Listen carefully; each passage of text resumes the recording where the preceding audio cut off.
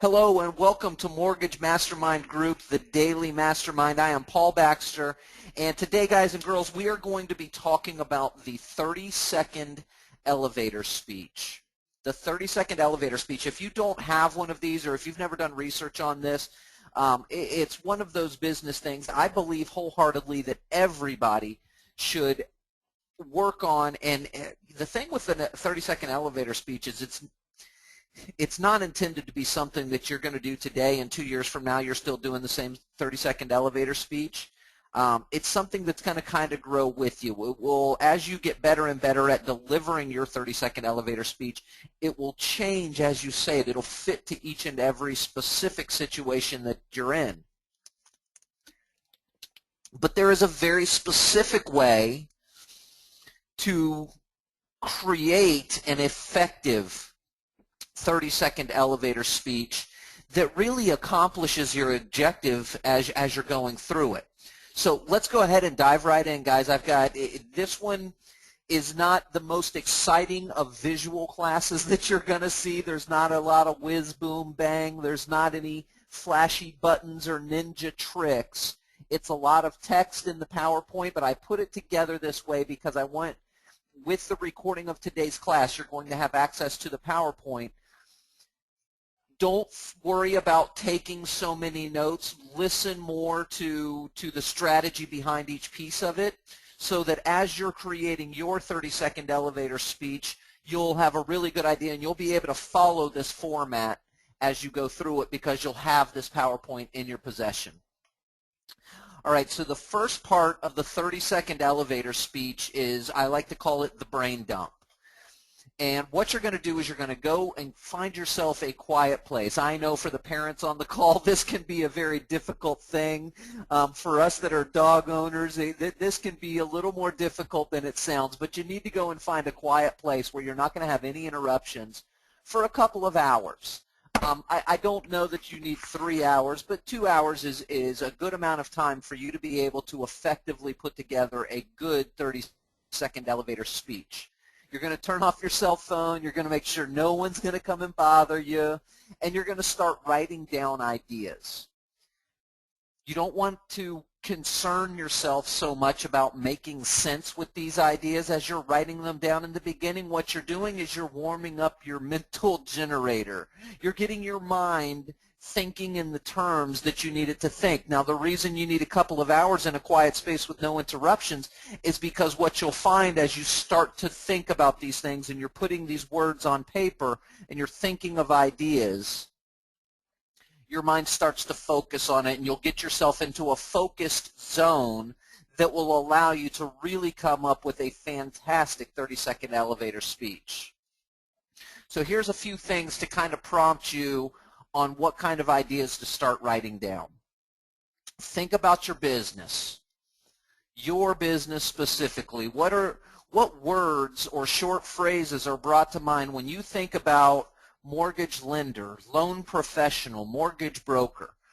What words pop into your mind? What are some of the things that come across your mind as you're going through it? As I did this exercise, I wrote things down like mortgage lenders, closings.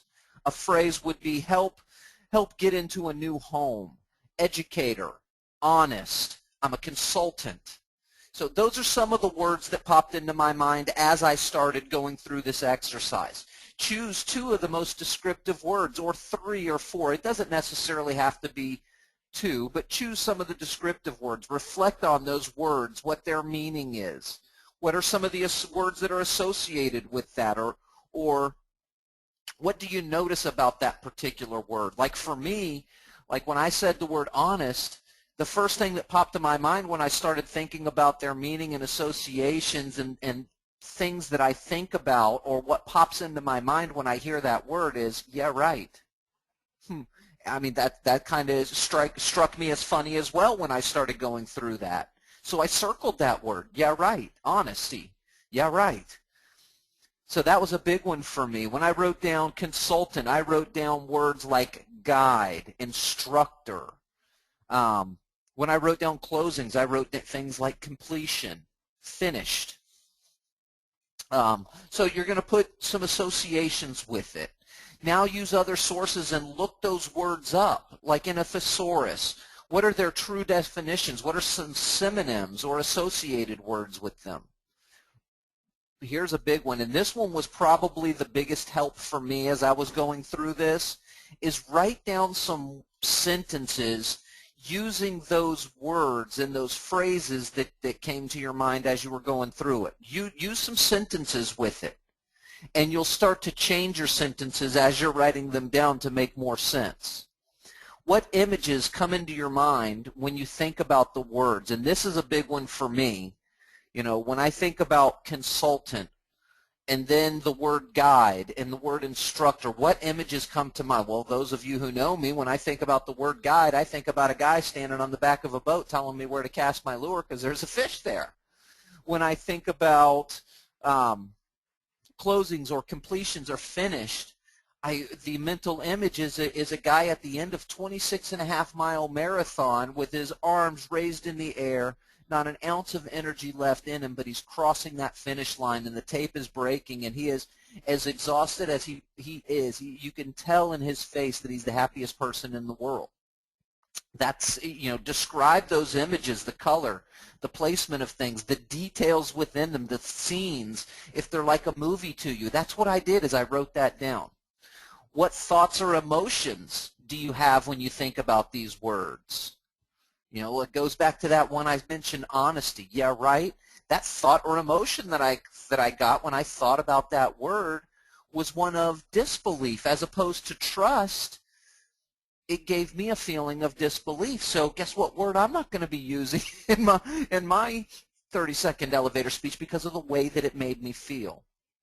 Take each thought or feeling and describe them and why they make you feel like that. This is a huge one because this leads you down the path of putting together a really, really great 30-second elevator speech. Describe them and why they make you feel like that. Is it something related to childhood, a bad memory, a good memory, something that happened to you in the past? This will help you develop stories. Your 30-second elevator speech, in order to relate to that other person, you've got to kind of relay a story, a personal story that exposes things that they may have felt also but aren't really verbalizing. You're basically painting a picture in somebody else's mind. What questions do the thoughts or feelings generate?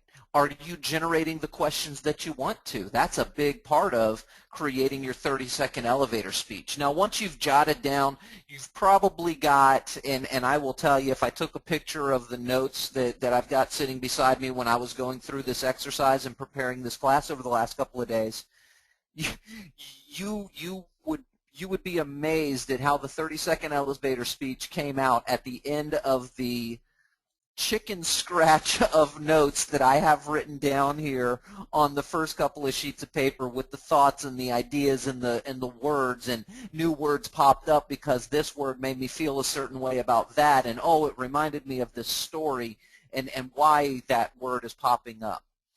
You got to do the cleanup part. This part is essential. You go through and you clean it up. What can I remove to make this simpler? What part of the story? What jargon? Here's a big one, guys. In your 30-second elevator speech, you absolutely have to avoid jargon and labels. And we'll cover labels in a different segment. But you have to avoid, don't use your loan guy jargon because you want to make your elevator speech understood by grandparents, spouses, children. You want to be able to present your speech to where a fifth grader would understand it. And so you want to avoid jargon words. What words aren't necessary? Are you using too many descriptive words to describe it? What stories or words can I use to paint a picture my listener will remember? Big part of it. What can I do to use as little words as possible? Again, it's a 30-second you want to be able to deliver this and have it be effective when you deliver it. And so you want it to be, it says 30-second elevator speech, but reality is if you can make your elevator speech less than 30 seconds, you're golden as long as you're getting the desired effect. So where can you shorten it? What clutter needs to be deleted? What stories or anecdotes help enforce my point? Again, going back to that last thing where, you know, what is it that makes you think of these things when you hear these words or these phrases, or you put that sentence together? What mental image? Why does it do that for you? Is there something that happened in your past? Anecdotes and stories will help deliver your point much better. How can I quickly illustrate the benefits? That's a big one, and we're going to talk about feature versus benefit shortly here. Where can I remove terms and references to the process? You know, we're lenders. It's we are big fans of process. It's just the nature of the beast with us and what we do on an everyday basis. We are huge fans of the process. Avoid references and remove them from your elevator speech.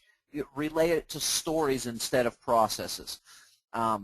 Have I used any labels, my company name, my profession? You want to avoid, you're doing an elevator speech, it's an introduction, you want to avoid giving your company name and labels on your profession.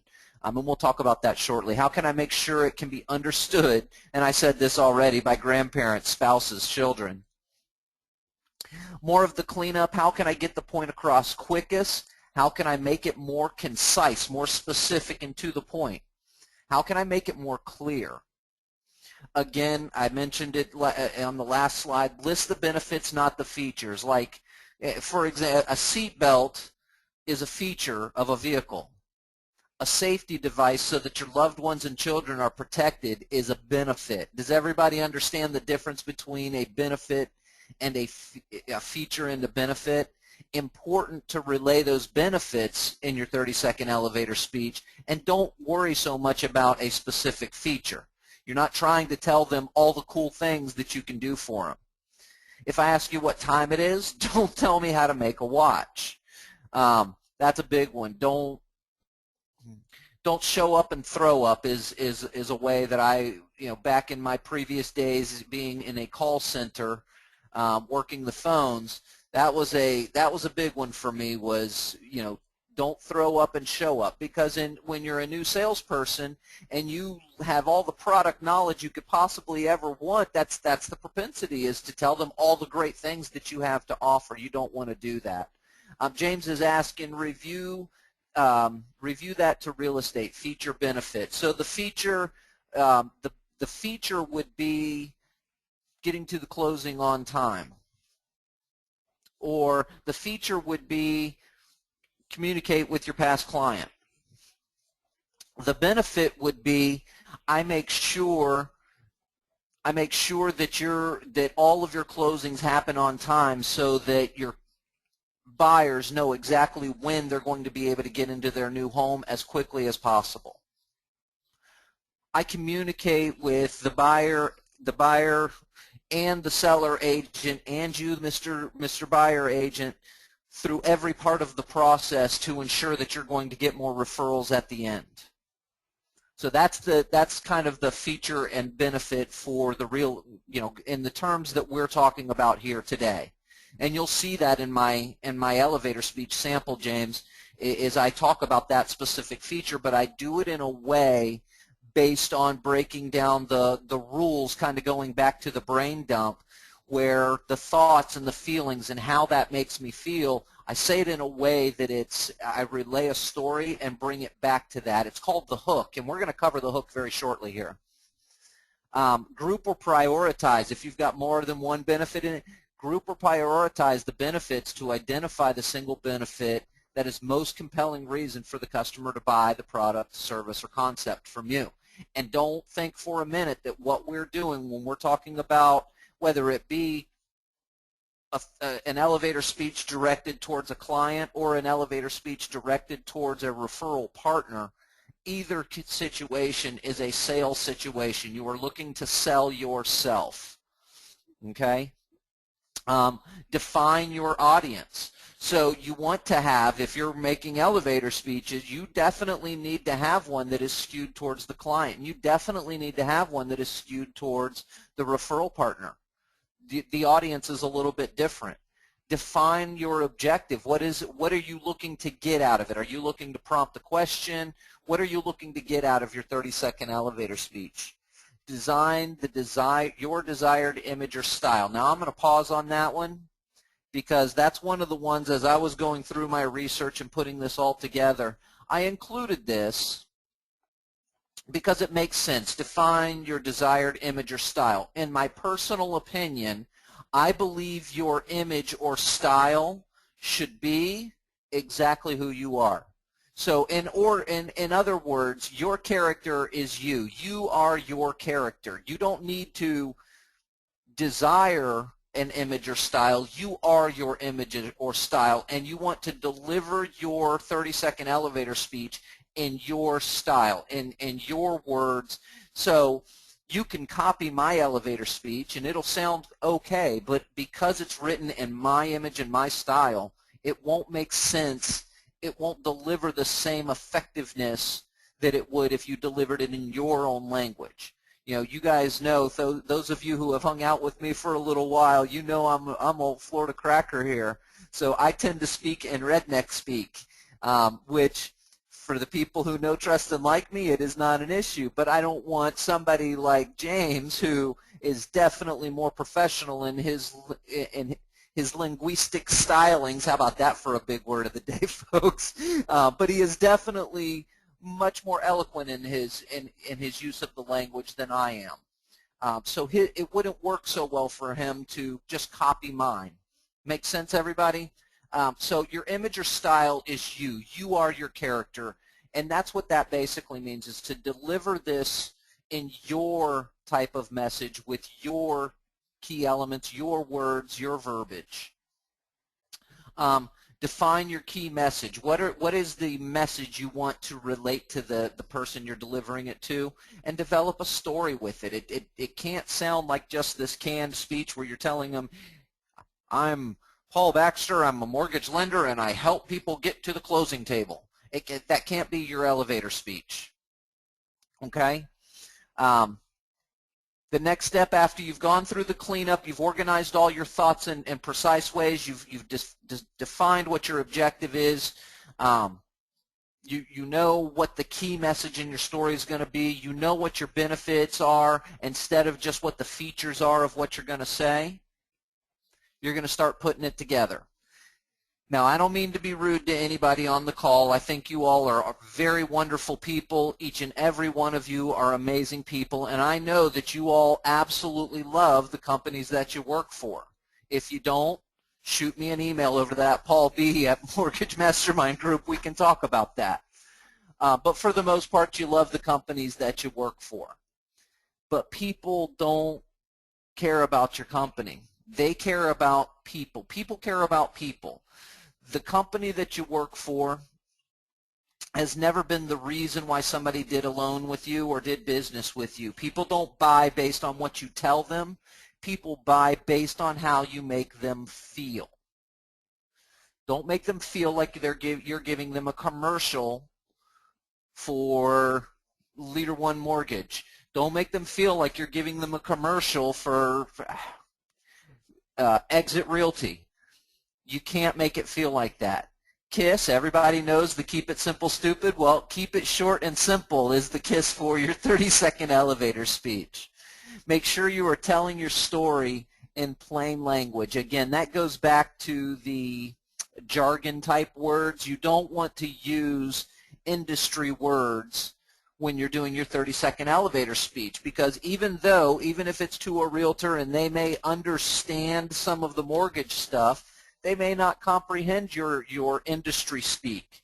So speak to them in plain language. Remember that most people, and this is huge, guys, remember that most people, real estate agents, buyers, you know, if I were to say to everybody on the call right now, the word, one profession, what is the first thing that pops into your mind? That profession is attorneys. We all have stereotypes of attorneys. When I say pool cleaners, We all have a mental image in our mind right now of what that pool cleaner is, who that person is, and what they do for a living, right? Well, I guarantee you that not all pool cleaners are exactly the same. I guarantee you that not all attorneys are exactly the same. I guarantee you that not all loan officers are exactly the same. However, people perceive us that way, and perception in the world that we live in is reality. So remember that most people have a stereotypical image of what you do. To avoid being labeled with that stereotypical perception, do not put labels on your elevator speech. It's as simple as that.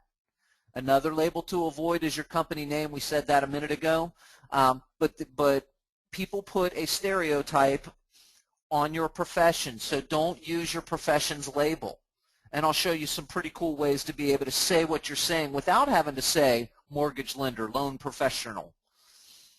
Remove jargon from your elevator speech. I guess I wanted to make the point on that. Check to see that you're using simple conversational words. Simplicity is the key to effectiveness. Everyone needs to understand what you're saying in layman's terms. Get to the point. It's not everything your business does, just enough to whet the appetite. So again, you're not trying to tell them everything. That's not your goal of a 30-second elevator speech. You're just trying to get them to have a little bit of interest in you because you're speaking to them differently. Start an outline of your materials. I'm a bullet points kind of guy, so I'm going to go ahead and say the instruction would be to use bullet points, but start an outline. You don't need to add any detail at this stage. You're just kind of doing an outline of how you're going to kind of structure your 30-second elevator speech. Simply write a few notes to help you remind you of what you really want to say. So some of my notes that I took at this stage as I'm kind of putting it together on my bullet points, it's help get into a new home, closing on time all the way, and hand-holding to completion, and hand-holding to finished.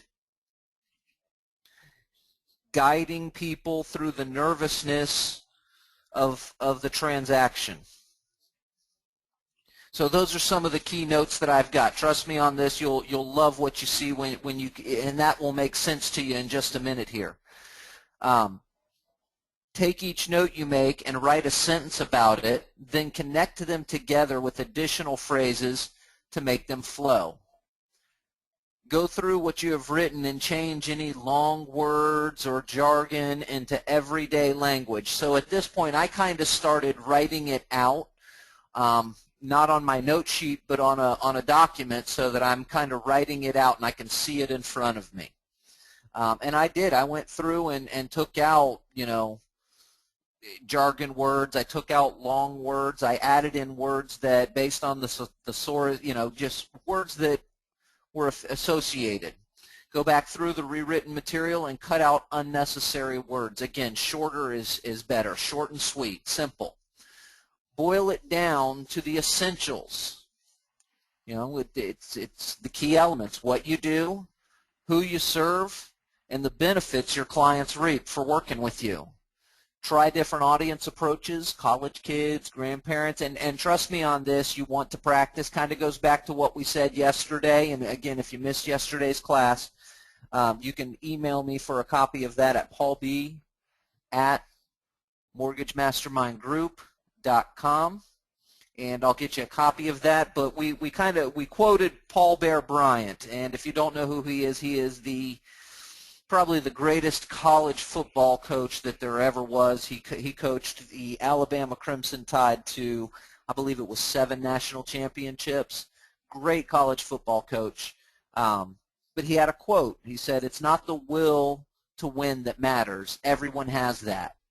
It's the will to prepare to win that matters." Practice your elevator speech if you want to win with it. Practice it, practice it, practice it. Reduce your message to a couple of keynotes in your head. Big piece of that. because that'll help you structure it the right way. Pretend you have to explain what you do to a 5th grade elementary class. Again, it goes back to keeping it simple. No big jargon words, no words that are industry specific. Keep it simple. What is the single best statement that will lead me to what I want? Can I comfortably build a case around that statement? That was a big part of, as I started to finish up the elevator speech that I wrote, I thought about that piece quite a bit. What is the best statement that supports what I want to do? Can I comfortably build a case around that statement? Develop your message one segment at a time. So kind of take that first sentence. Here's how I want to introduce myself. Here's the body of it, and here's my conclusion. Try to make it memorable using humor or nicknames. Now, I did incorporate this in one of the 2 samples that I wrote, and I believe I'm a big fan of humor. I think humor will set the mood and get people, if you can make somebody smile in front of you, you typically have a really good shot at developing a relationship with that person, and humor definitely helps with creating those smiles. And then the hook. The hook is how you drive that point home. The hook is how you get to your objective. What grabs their attention or my attention? What is my overall end objection? What excites me about the subject of my 30-second elevator speech? What is my subject's primary concern or pain? What is it I'm trying to deliver there and make them understand that I can alleviate that? What scenes do I want my listener to see in their mind? Again, using words that are going to paint a specific and vivid picture. What is the single benefit that will be most compelling to my listener? What's the benefit to, if it's a client, what's the most important benefit to them? If it's a realtor, what's the most important benefit to my partner? What's the most humorous part? Now, that part's kind of tough for some of us, and again, if you don't have anything funny, don't try to be funny if it's not funny. It doesn't need to be knock you down, slap your knees, and chuckle till you're going potty in your pants. It's, if you can have a little humor in it, perfect. If not, it's not going to take away from your elevator speech. Does the hook lead to my objective? That to me is the single most important part of your hook. Does the hook lead to your objection? Does the hook relate to my listener? Can they understand? Can they relate to what my hook is? Is it better as a statement or a question? And do I have an anecdote or personal experience that will work to deliver the hook? Okay? So that's it. Here is my first sample. I'm going to read it to you. I'm going to go through my speech, and then I'll break down the different parts and how I came up with it. Hey, I'm Paul Baxter. I help guide and take away the nervousness for people who want to get into a new home. I still remember how confusing it was trying to figure out what was going on when I bought my first home. The loan officer never called me and was downright difficult to get on the phone, and my realtor didn't have any better luck figuring out what was happening than I did. It left such an impression that today I'm known for being really good at communicating with both the buyers and the realtors. Needless to say, neither the loan officer nor the realtor got a referral. I don't ever let that happen to my realtor partners. That's my 30-second elevator speech. Now, first and foremost, I gave my name, but never once throughout did I give any sort of label to what I do. What I told them I do is I help guide and I help take away the nervousness for people who want to get into a new home. That's what I do. I never said mortgage lender, mortgage broker, loan officer, any of the above. I said what I do is I help guide and take away nervousness for people who want to get a new home. And then I relayed a personal story based on the words that made me feel and that triggered that memory for me. I still remember how confusing it was trying to figure out what was going on when I bought my first home. And then I told them why I was confused. The loan officer never called me and was downright difficult to get on the phone. Do you think if I'm speaking to a real estate agent that so far I've painted a picture in their mind of a scenario that they have perhaps been through before with another lender? My realtor didn't have any better luck figuring out what was happening than I did.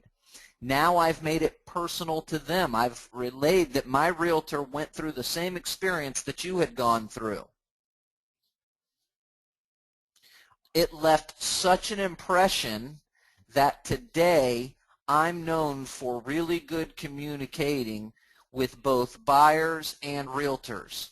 Bing, bing, bing. Does anybody see a benefit that I just laid out there, Adam?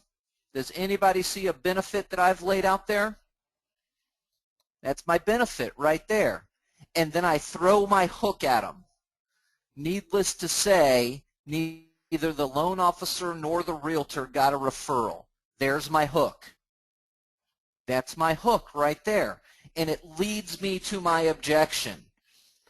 I don't ever let that happen to my realtor partners. Now, the person that I just delivered that speech to knows that I help guide people, nervousness, and that I'm known for communicating, and that one of the things that I think about is making sure that my referral partners are getting referrals from the people that they refer to me. Does anybody have any questions about, and I want to pause right here for just a brief moment, does anybody have questions about that 30-second elevator speech? Does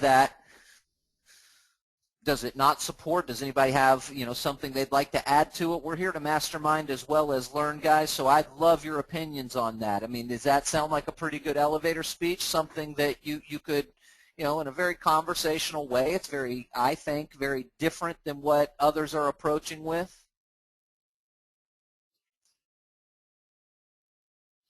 How would you know if the LO got referrals? I'm saying what I'm saying is that this is my own. So James, when I say this speech, I'm relating my own personal story. I still remember how confusing it was trying to figure out what was going on when I bought my first home. And then I tell them the difficulty. The loan officer never called me and was downright difficult to get on the phone. My realtor didn't have any better luck figuring out what was happening. It left an impression on me, so I'm good at communicating. Needless to say, neither the loan officer nor the realtor got a referral. Perhaps I should say from me in that spot. Would that support? What do you guys think? Would that support my theory better? I'm trying to keep it short and simple and conversational, and that may be a piece of redneck speak because I left out that part from me at the end. But that's what I'm trying to imply. I need some feedback from some of y'all. Would that from me part, would that support it a little bit better? Yeah, and so Rich is saying, I don't think that the from me would be a good thing to add because for my speech, again, I'm staying in my own image and in my own character. When I wrote this, mentally, that sounded good to me. But I absolutely can hear where James is coming from. Does it, for him, it gave him the impression that how do I know if the loan officer never got a referral from it? Well, maybe I should include from me so that reiterates my part.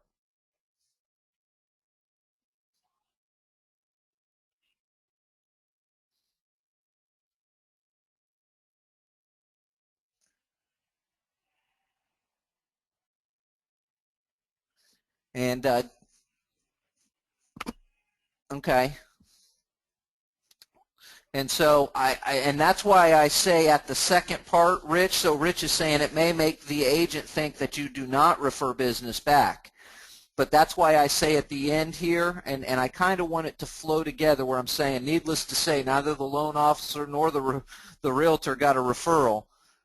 I don't ever let that happen to my realtor partners, kind of reiterating that I'm good at the communicating. I don't want any of my realtor partners to have any of their buyers have an experience like I had, and so I'm good at the communicating. I don't let that happen to my realtor partners.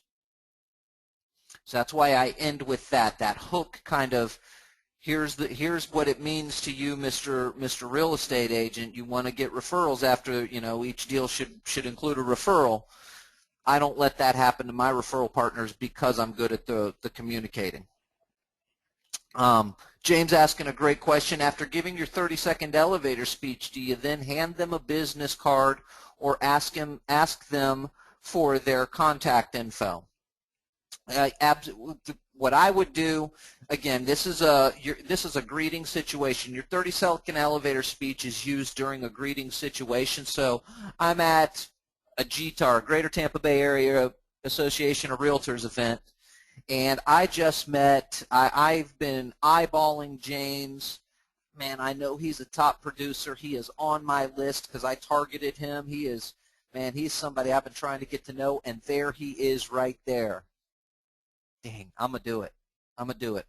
I'm going to walk right up and I'm going to say, hey, James, let me get this where I can read it. Hey, James, I'm Paul Baxter. I help guide and take away nervousness for people who want to get a new home. I still remember how confusing it was trying to figure out what was going on when I bought my first home. The loan officer never called me and was downright difficult to get on the phone, and my realtor didn't have any better luck than I did. It left such an impression that today I'm known for being really good communicating with both the buyers and the realtors. Needless to say, neither the loan officer nor the realtor got a referral from me. I don't ever let that happen to my partners. James, I've been trying to meet you for a little while. I'd love to get to know you a little bit better. Do you got a minute? Or tell me a little bit about yourself. Or, James, tell me, what do you do? Something to that effect. I don't know that I'm asking for contact information or their card right then and there. I'm trying to have that prompt a conversation. I'm hoping that they're going to ask me a question based on what I said, something to that. To me, like I would ask if somebody did this 30-second elevator speech to me, the first thing I would ask is that experience why you got into the mortgage business? No. How long after that happened did you get into the mortgage business? I'd start asking them how they got into, because I know from this that they're in the mortgage business, so I'd start asking. I'd ask them first thing. I mean, I wouldn't even pause at the end of it. That, in my head, it leads to, or it leads me at least, to asking, hey, well, is that what got you into the mortgage business? So that would kind of create the conversation, and eventually the goal would be to get their business card or to ask them for a face-to-face opportunity.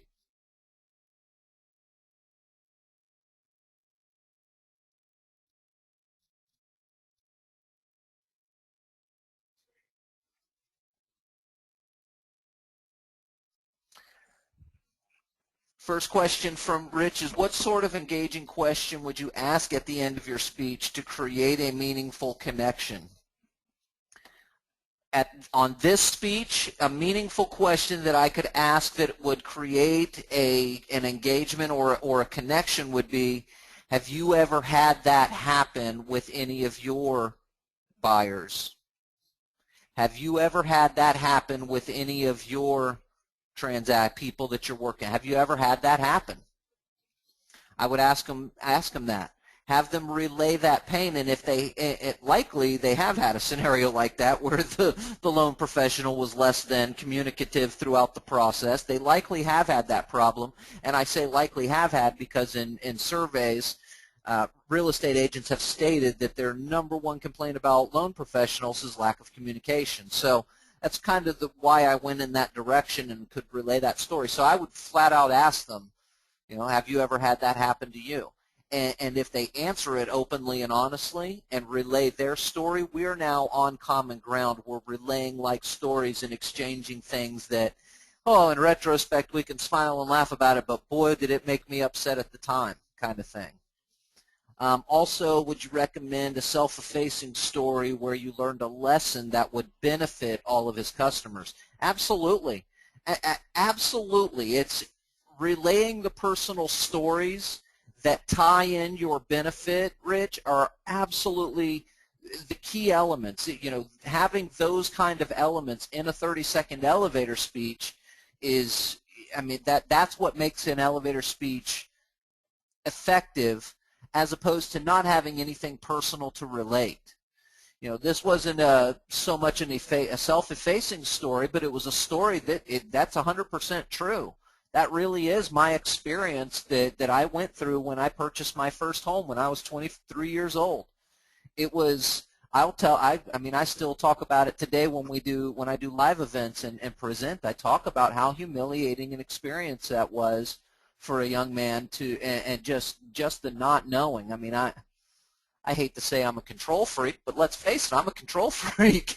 And that was the least amount of control that I had ever had. So it's not so much a self-effacing story, but it is a story that relates a personal experience that ties into a pain that agent may possibly have had. And if you've got a self-effacing story that you've learned a lesson that is a benefit to their customers, it is likely that agent has had a similar experience somewhere along the line if they've been in the business for any amount of time. So great questions. All right, I did write one more sample to go through with you guys to make sure that you saw a couple of different samples. This one's a little bit shorter. I know some of us on the call, we're using tools and systems and strategies like agent marketing to provide value to real estate agents.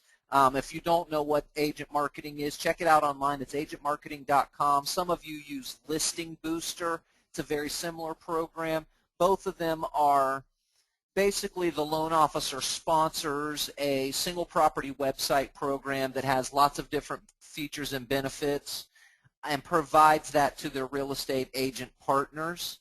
And so I wrote one with that in mind for those of you that are utilizing other sources as value to your real estate agents. And this one just kind of goes, hey, I'm Paul Baxter. I help local real estate agents get more listings and buyers. I met Sally Agent a few months ago and introduced her to some of the education materials I have. She has won $600,000 in new listings just in the last couple of months. She calls me Captain Strategy now for whatever reason. I don't know about superhero names, but I do know the more I help my partners grow their business, the more mine grows. So there again, I didn't give myself labels. I didn't label my company or that I'm a loan professional. I simply said what I do is I help local real estate agents get more listings and buyers. I relayed a personal story where I had met with Sally Agent and, introduced her to some of the educational materials, and the benefit she got was that she won X dollar worth of listings in just a couple of months with the tools that I'm providing her. Then I add a little humor in there. She now calls me Captain Strategy, and then I throw my hook. I don't know about superhero names, but I do know the more I help my partners grow their business, my objective, the more mine grows. So that one's a little bit shorter, a little more concise, but again, it's specific. It tells the story, it paints the picture. And I don't know what agents you guys are talking to, but if you're targeting them the right way, the idea of Sally Agent or another agent has picked up X number of listings. Well, I need listings too. Man, that's the name of the game. So it kind of paints that picture. Are there any questions about this type of script, where you're providing a tool or a system as value to your agents as opposed to talking about, communication or something that you do better than others in the industry? Are there any questions about this one?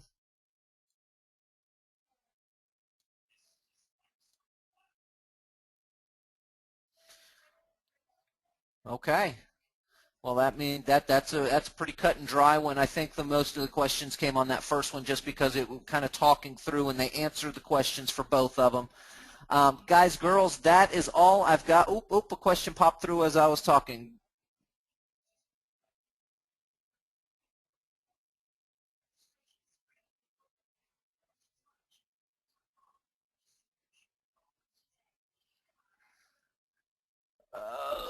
Jeff,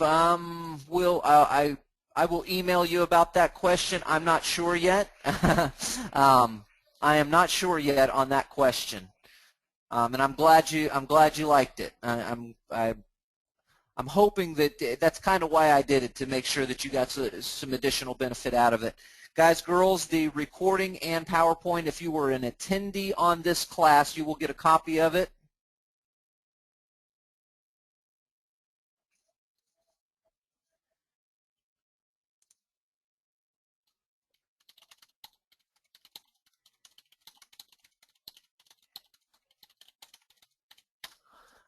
If you would like a copy well, I'm going to be sending out, for all attendees, I'm going to be sending out a copy of yesterday's and today's recording all at the same time, so kind of keep your eyes open for that.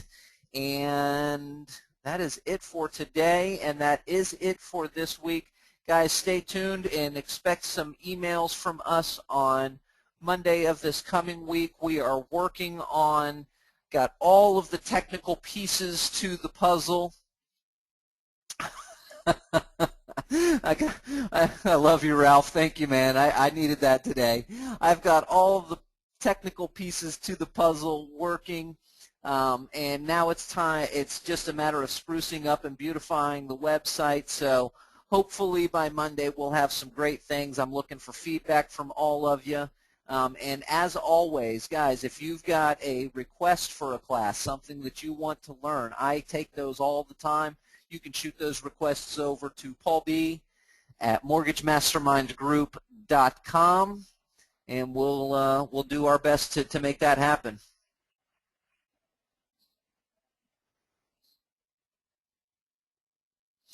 Appreciate you, Bill. Guys, girls, thank you so much for hanging out with me today. Have a fantastic rest of your week, and we will look forward to talking to you on Monday. I'm Paul Baxter with the Mortgage Mastermind Group, and I am here to help you grow.